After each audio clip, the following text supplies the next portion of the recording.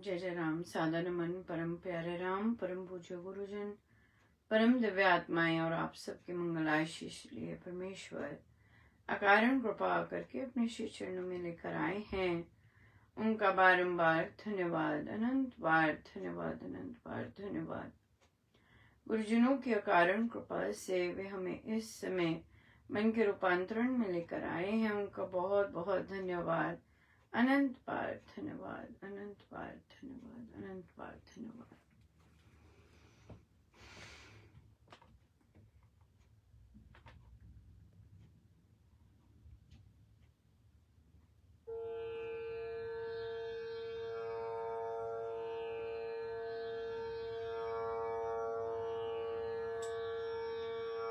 साधो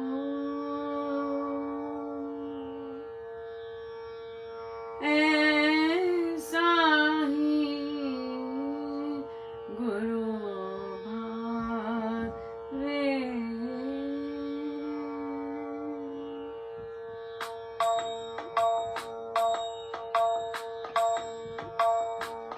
साधो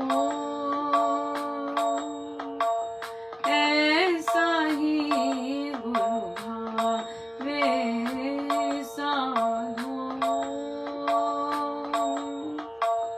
ऐसा ही गुरु भावे। राग रंग का भर भर प्याला पीवे और पिलावे, साधो ऐसा ही गुरु भावे, साधो